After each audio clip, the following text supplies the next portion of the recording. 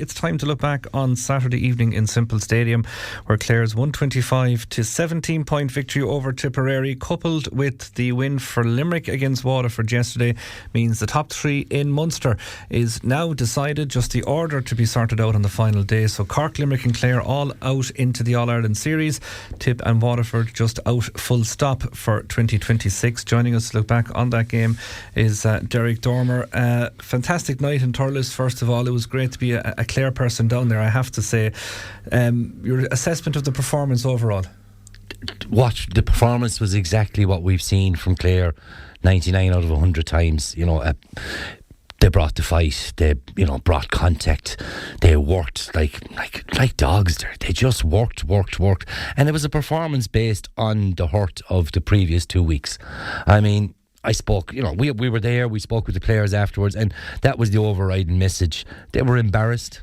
They freely admitted it. They were embarrassed by what happened in the park. They felt they left the Clare supporters down, and there was just no way it was going to happen again. And you just saw that intensity from Clare in the opening few minutes. Similar to what Limerick brought to the park. Clare hit everything that moved inside the opening 10 minutes. And I don't mean in any dirty way. I just mean hands-on, getting contact. Today's not going to, you're not going to steamrollers. You're not going to have any free time on the ball.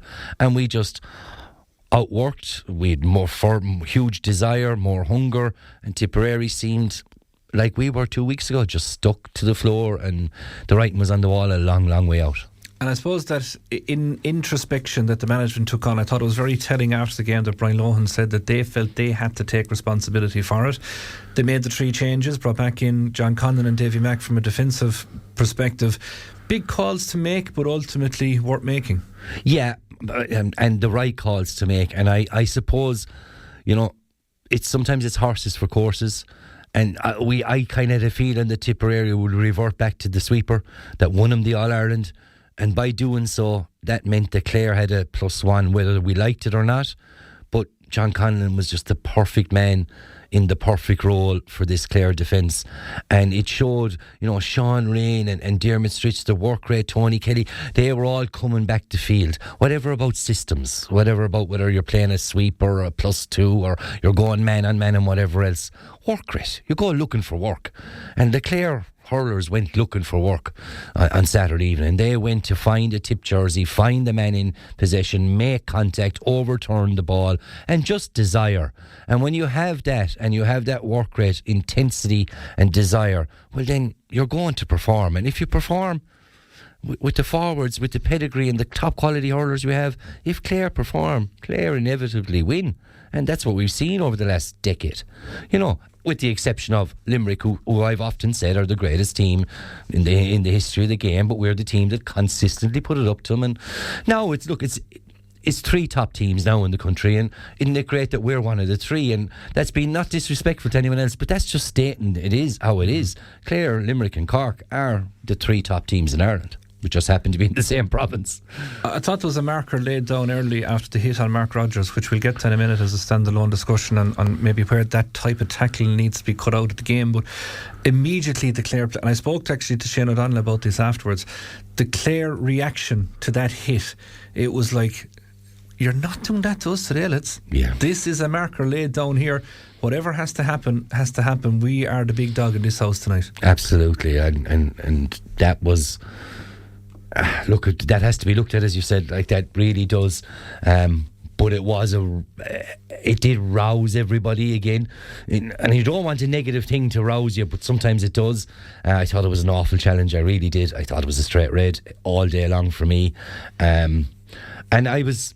if you look back at it again, what really galled me, and I watched it when I came home, because yourself, after these long nights and journeys, you can't sleep anywhere. So I watched it back, and Billy Connor's he hit Mark Rodgers. Now, I don't know if he meant... I'm not saying that man meant it, but Mark Rodgers was concussed. To be getting hit in the head. And then moments later, what really just kind of got me when I watched it back was Sean Rinn was completely looking at a ball, and he went up to bat it, and he made contact.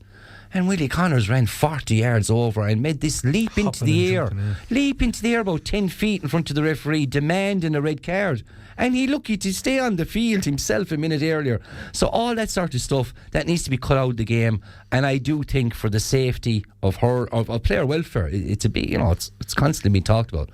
Like, I don't think any contact above the shoulder, I think, should be just ruled out completely. And like in American football, it's gone. Rugby, it's gone. Any head activity, you won't see another second of action, and that has to be strictly enforced in hurling. Make contact with the head, accident or not, good luck, get out. You're not playing, that's it. Because it's up to you as a player.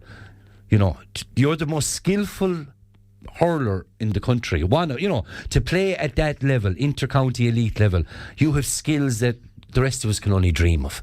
We'll have all played hurling, be it junior B or for your club. But to play at that elite level, you know where the sliotar is all day, every day. You have control of your hurley all day, every day. So therefore, you should be able to control the tackle all day, every day. It needs to be looked at. Yeah, I just think that the players have nearly outgrown the rule because they're so fast and powerful, and the game has outgrown the rule as well because there's no hip-to-hip stuff anymore. There's no ball going towards the sideline, two lads eyeing each other up and licking their lips from 10 yards away. It's a different game now. But I just think something they really need to look at is, like it's in football already, right? If you're going down to pick up a ball in football and someone draws on the ball on the ground, it's a free. So from a point of view of a player that's gone down to pick the ball up, that he can't be engaged until he's upright again. Yeah. Because when you're bending to anybody, if you can get that image into your mind's eye, when you're bending to pick the ball up in hurling, you're already extended and vulnerable because your core is engaged in the pickup, and your neck is actually vulnerable as well because your head is out from the body, whereas you're more tucked in, obviously, if you're taking a shoulder charge standing. So I think that's maybe something they need to look at. And if you do it in that sense, okay, I think shoulders can be mistimed when you're side by side or in an aerial collision or whatever, but certainly the picking up of the ball, if you get your neck rattled there, it can be so dangerous. You're on the money there, Derrick. I know the Camogie are out this weekend. Darragh Maloney from Clarecastle has been involved with the Camogie setup, and just to reference it, Darragh Maloney was an outstanding hurler growing up, and he played an underage game, a football game, went down over the ball in an innocuous challenge, but because he was going down over it, he broke his neck. He broke his neck in a football game because of the pick-up, and whatever way he was just coming up, it was a pure accident. But that was at club level 15 years ago. Now you brought in the strength and condition, the speed, the power of players in both codes. And when you're coming up from the ground, if you get hit, accidentally or not, by a specimen of a man that's 15 stone of rock muscle, he's conditioned in the prime of his life. That's like getting a belt from Mike Tyson. That's a knockout blow. You're done. And so it really does. It has to be looked at. You can't make any contact with someone's head. In the power. It'd be like getting hit by a bus. Mark Rogers, and again, I'm not being critical here. He shouldn't have been brought back onto the field, as we saw. He just didn't know where he was. But thankfully, we were speaking with Brian afterwards, and look, the medical team were there. Clare have a fantastic medical setup. He got all the right treatment. But he didn't need to be getting any of it, Derrick. That tackle should be outlawed. And Willie Connors is a lucky man, to be honest. Yeah. 2 words, Dermot Stritch. 2 words. Can I make it 2 syllables? Unbelievable. That's 3. That's 3. Yeah, I could never count. Look, he was a breath of fresh air, a bundle of energy. That was the thing. And that's the thing that youth bring. Like, it just, everywhere all over the field, he was popping up. And then wrists. And then to take on the scores, it was just like, I'm born to play in Simple Stadium. And we've seen him, Derrick, with the Clare under 20s. We've seen him with Clare. We saw what he did in the Munster club a couple of years ago, down in that same stadium to get a winning point, and he was going in like studying for his leaving cert. Do like, he's an incredible hurler and lovely young man, and I was delighted for him, but I was delighted for Clare that, look, we said to the country, look, we've another superstar forward. We've another scoring threat, and he's going to pose questions for everyone, because if he gets the ball in his hand, you can't catch him. He's so fast, and he doesn't tend to miss. He's deadly accurate, and his hurling IQ is spot on. He seems to do the right things, pop the ball, recycle it, take contact when it has to take contact, break the tackle when he needs to break the tackle. He must be a dream to have in the dressing room, and what a performance. John Conlon was my man of the match. You know me, I like that warrior spirit, but I can honestly see the last block done. Last play of the game. Yeah. Didn't matter if Tip scored; it was going to be the same thing. Yeah. What a commitment! And he told me afterwards that he was thinking at that stage, and his message around to everyone was scoring different, lads. Yeah. That was tuned in. No goal. We know we got to Cork, we get to a Munster final. Like, that's his mentality. And to have that mentality back, and even Ever Quilligan said that to me afterwards as well about John. Just steadied everything and knew where the danger was and cut it out. And we weren't porous. Like, you have to go back National League final. Dublin got 2 or 3 goals, could have had 6. Waterford got 4, was it? Yeah. They could have had 7. Limerick chose not to go for goals and hit over 233. We were wide open. John Conlon comes in, everyone's touch tight, there's no central space. Suddenly we're organised. What a man, what a man, what a man. 3 syllables. Anyway, I suppose important now though that Clare go and back it up a little bit, or is there this? I'm torn on this, I have to say, because like we were in the tunnel the other night, we saw the players going in, there was a lot of tired, bruised bodies. You have that after championship anyway. I'm not saying that was out of the ordinary, right? And maybe you're Clare now in a position where they're wondering, or would this come into Brian Lohan's mindset? Probably not. What's our best route from here? Do we need to get to a Munster final? Do we need to say, right, we're happy with third here, regroup, get into the quarter final as it is now, although you'll be at home to the Leinster runners up in that quarter final, but you have time on your side to get things right? Is it a conundrum, or is it a case of just go and win the next couple of games? For me, it is a conundrum. For me, it genuinely is. Not that we know Brian Lohan, but as in we know Brian Lohan, the manager.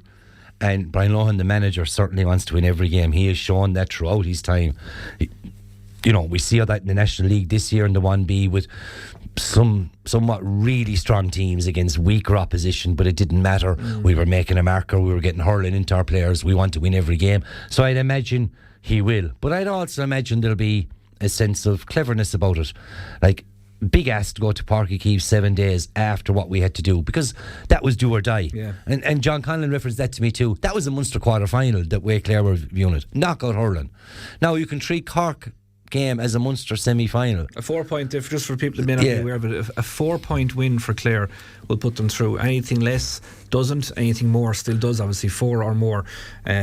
So it's very achievable. It is, but beating Cork in Cork, big huge ass. You got to deliver a top class performance. You do that, then you're facing the Green Giant again in a Munster final. Got to give another top performance. Win, great, you're in an All-Ireland semi-final. But if we lost to Limerick again, you're suddenly in a quarter-final.